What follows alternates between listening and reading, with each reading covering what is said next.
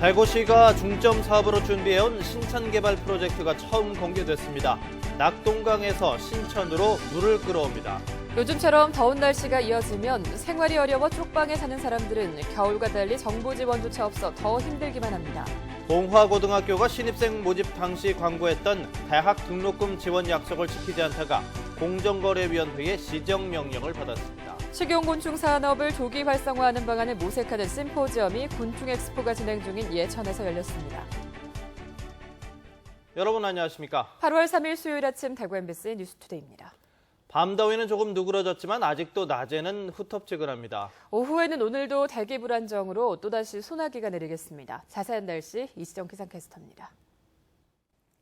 네, 대구와 경북 많은 지역에서 내려졌던 폭염경보가 주의보로 한 단계 완화되긴 했지만 여전히 후텁지근하겠습니다. 오후에는 높은 습도와 기온이 상층의 찬 공기와 만나 대기 불안정이 심해지면서 어제처럼 국지적으로 많은 소나기가 내릴 것으로 보이는데요.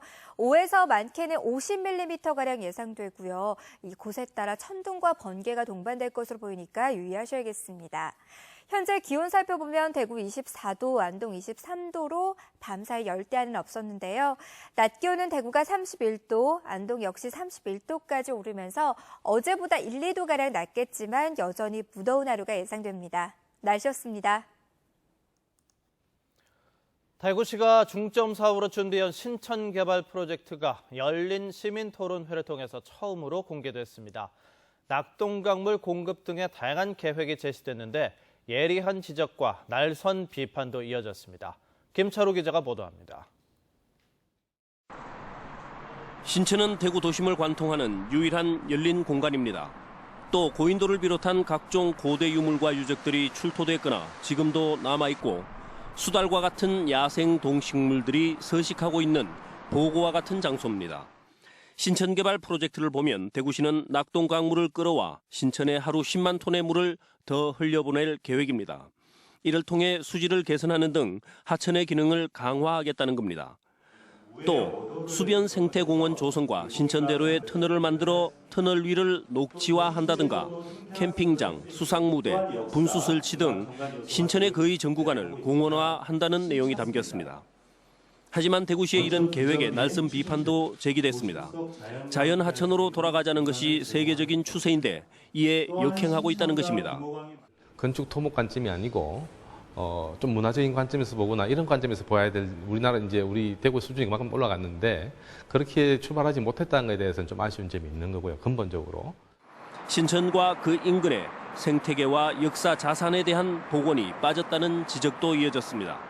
수달이나 기타 일급수 어종들이 좀 행복하게 살 수 있는 좀 공간으로 만드는 그런 계획도 좀 필요하다고 보고요. 그 중에서 역사 문화 분야가 좀 미흡한 것 같은데, 이제 파동 바위 그늘이라고 신석기 시대의 유적이 있는데 그것이 이제 계획에 또 누락됐고.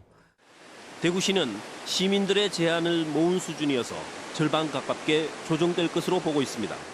타당성과 그다음에 생태성 복원이라는 부분에 있어서 상충되는 사업이 있다라면 그런 부분들은 조정해 나가는 과정을 거친 후에 올 10월 달쯤 전체적으로 확정을 해 나갈 계획입니다.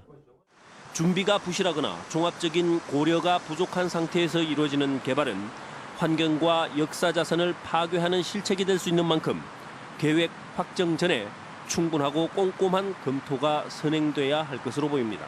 MBC 뉴스 김철우입니다.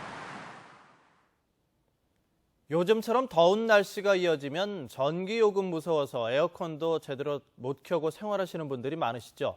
그런데 특히 생활이 어려워서 쪽방에 사는 주민들은 겨울과 달리 여름에는 정부 지원조차 없어서 더 힘들기만 합니다. 윤영균 기자가 취재했습니다. 대구 도심의 한 쪽방 마을. 창문을 활짝 열고 자그마한 선풍기를 하루 종일 틀어도 한증막 같은 열기와 습기를 피하기가 쉽지 않습니다. 그럼 더울 때 어떻게 하세요? 이거 내가 만나 붙이지 이래. 붙이고 제가 못하면 물에 앉아 있고. 은행이나 관공서 같은 곳이 무더위 쉼터로 지정돼 있긴 하지만 이용하기가 껄끄럽습니다. 사람들 왔다 갔다 가는데 뭐 바쁜데 아무것도 안 했는데 저기 앉아 있으면 또 거기 경비원도 보는데도 또 안 좋고 저 사람 무슨 어떤 사람인가 그런 생각도 할 것 같고 해서. 계십니까? 대학생과 직장인으로 구성된 자원봉사단이 쪽방 거주자들을 방문했습니다. 선풍기나 속옷 등 여름 용품이 필요한 곳은 많지만 요즘은 기업체나 일반인들의 기부가 지난해의 5분의 1 수준으로 줄었습니다. 의료적인 문제가 되게 많이 발생하고 그다음에 물품 같은 게 지금 후원이 너무 안 들어와서 물품이 별로 없어서 좀 많이 힘든 상황이에요. 겨울에는 저소득층의 난방비로 정부가 10만 원 안팎의 에너지 바우처라는 것을 지급하지만 여름에는 별다른 냉방비 지원이 없습니다. 지난달 대구 중구와 서구의 쪽방에서 60대 남성 2명이 쓰러져 1명은 숨지고 1명은 아직도 의식을 회복하지 못하고 있습니다. 만성 질환을 앓고 있던 중 무더위를 이기지 못했던 것으로 추정됩니다.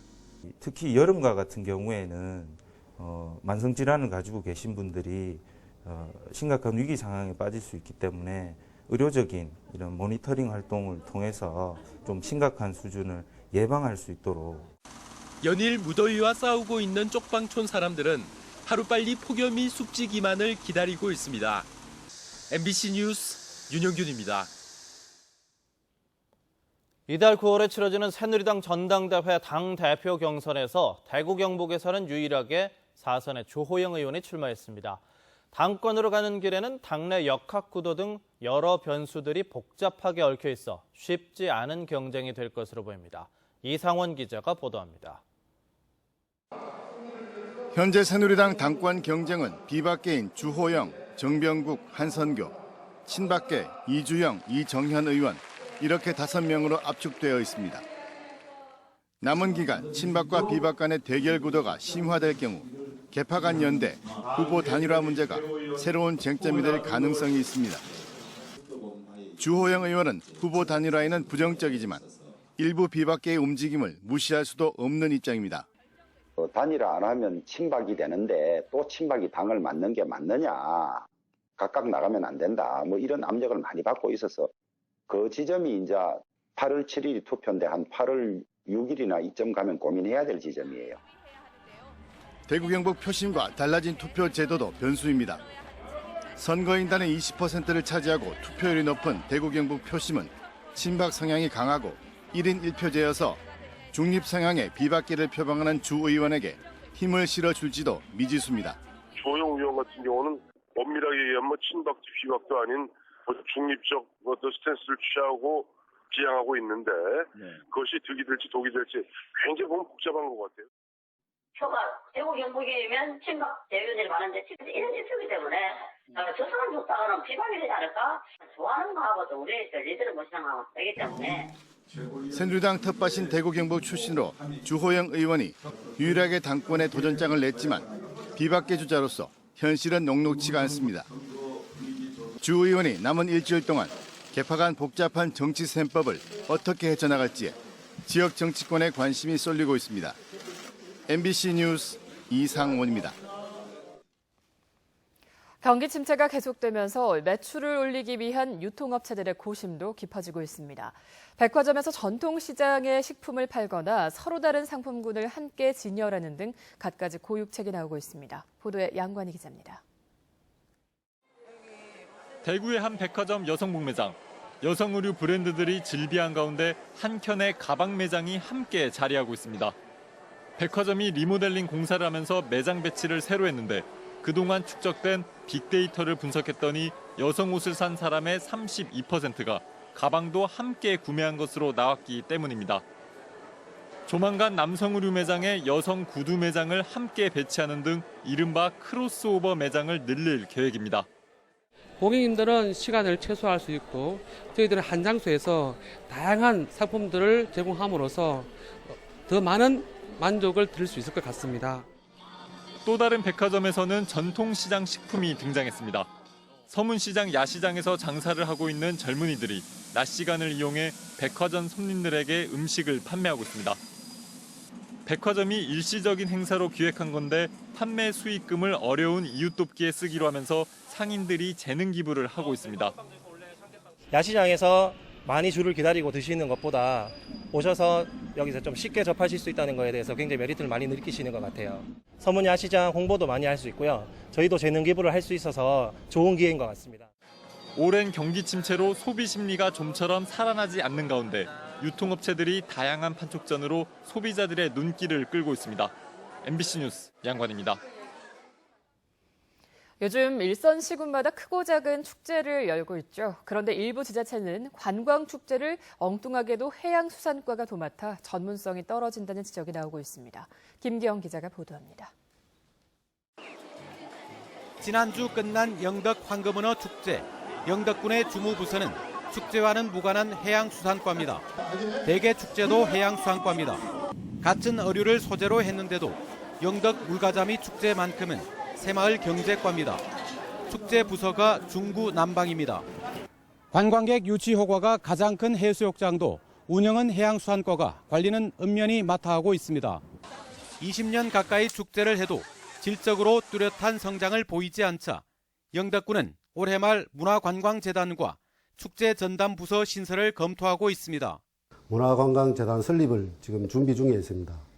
그리고 축제를 총괄할 수 있는 전담부서를 신설해서 그 전문가들이 축제를 총괄 운영 관리할 수 있도록.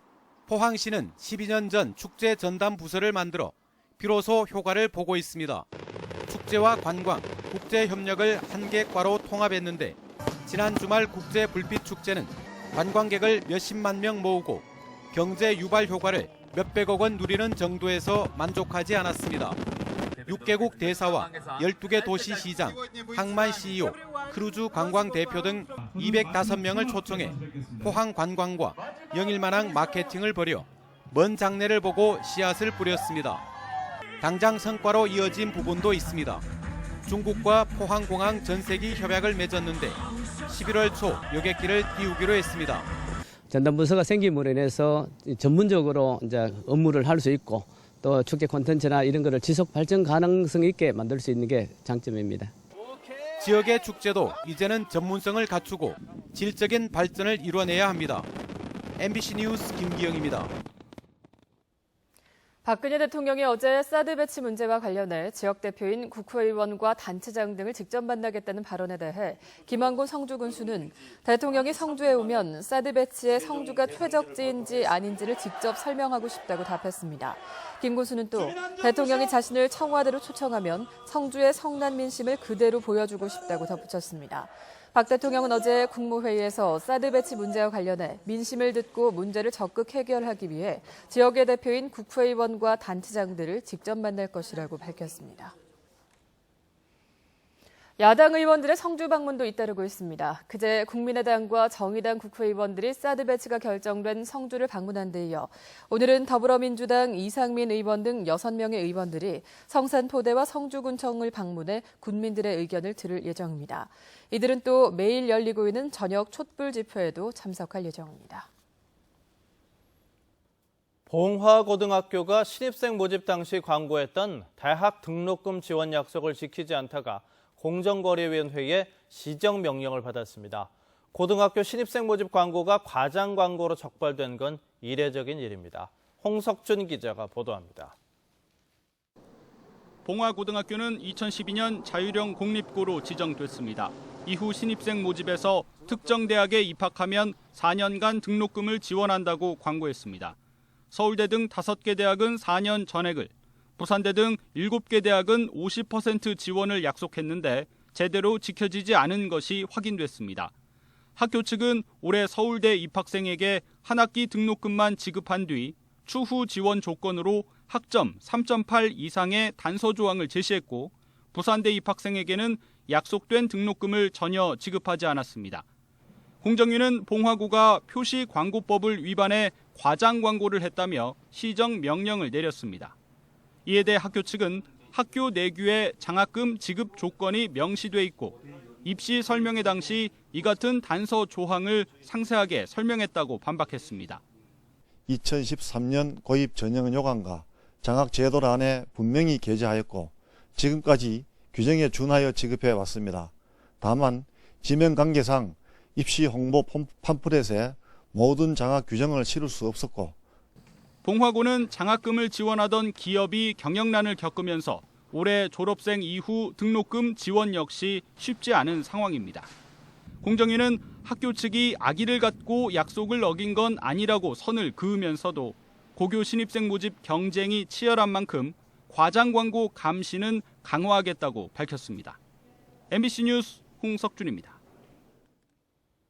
아직은 생소하지만 식용곤충은 미래 식량으로 주목받으면서 세계 시장 규모도 커져가고 있습니다. 초기 단계인 우리나라 식용곤충 산업을 조기 활성화하는 방안을 모색하는 심포지엄이 곤충 엑스포가 진행 중인 예천에서 열렸습니다. 김건엽 기자입니다.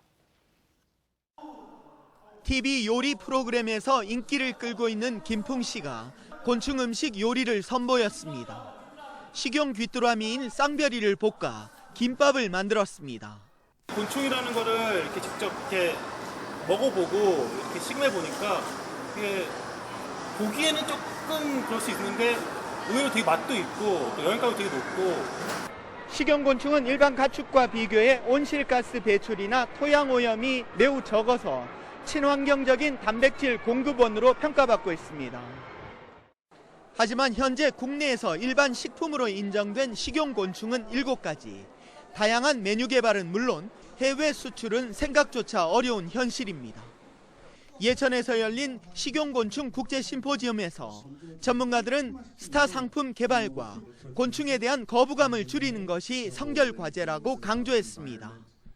예를 들면 에너지바라던가 스프라던가 이런 형태로 하나의 제품으로 스타 상품이 나서 나머지 이제 그 곤충의 이 식품들을 견인차하는 역할을 하는 부분이 분명히 필요하고요. 분말이라든가 다짐이라든가 육수같이 형태가 좀 없는 그런 쪽으로 해서 기존에 저희가 흔히 먹는 식품의 재료로 활용한 여러 가지 제품을 개발하고 있습니다. 식용곤충은 지난해 60억 원 수준에서 2020년에는 1,000억 원대로 급성장할 것으로 전망되고 있습니다. 곤충에 대한 거부감을 해소하는 동시에 식품화를 위한 안정적인 곤충 공급과 유통 등 해결 과제는 여전히 많습니다. MBC 뉴스 김건엽입니다. 대구시의 CCTV 관제센터 활용률이 높아지고 있습니다. 대구시에 따르면 올 상반기 CCTV 통합 관제센터의 실시간 사건 사고 신고 건수는 710여 건으로 전년 동기 대비 37%가 늘었고 형사사건 범죄자의 현장 검거도 57건으로 배 가까이 늘었습니다. 또 경찰서에 수사 목적으로 제공한 영상 자료도 7,200여 건으로 전년 같은 기간에 비해서 67%가 늘었습니다. 대구시는 관제요원의 역량을 강화하는 교육을 하는 한편 연말까지 저화질 CCTV 970여 개를 고화질 카메라로 교체할 예정입니다. 이달부터 석 달 동안 대구와 경북 지역에서는 5,800여 가구 아파트가 새로 입주합니다.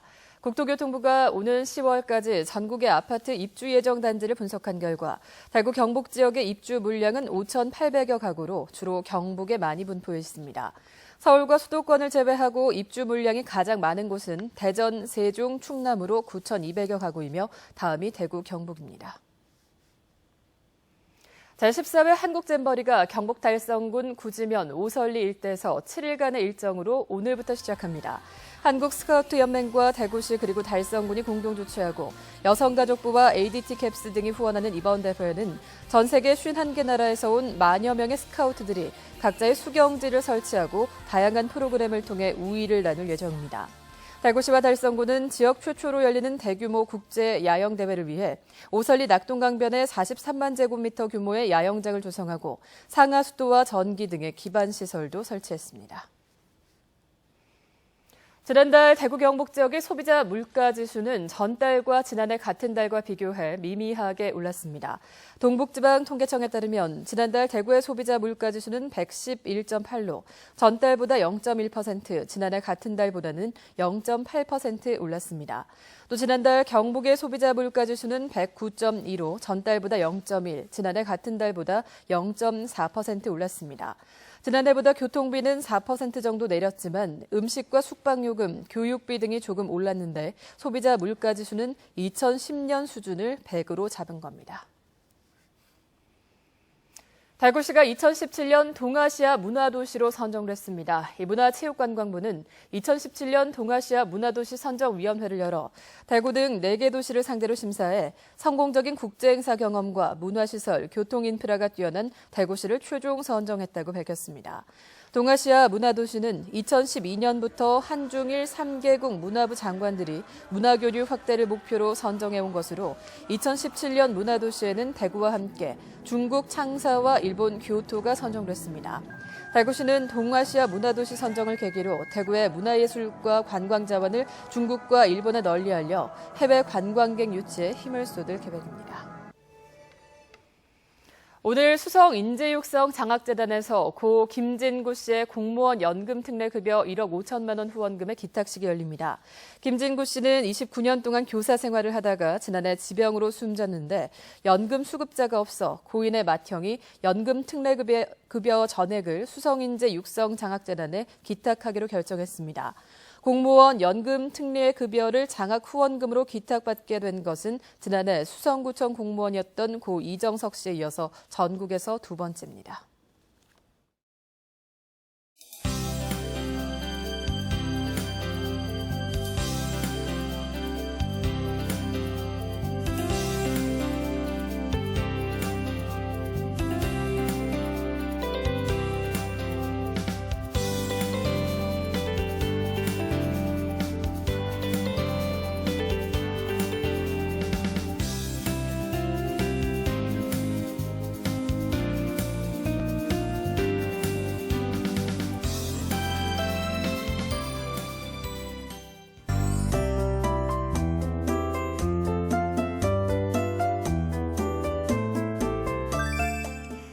대구와 경북 많은 지역에 내려졌던 폭염경보가 폭염주의보로 한 단계 완화되긴 했지만 여전히 후텁지근하겠습니다.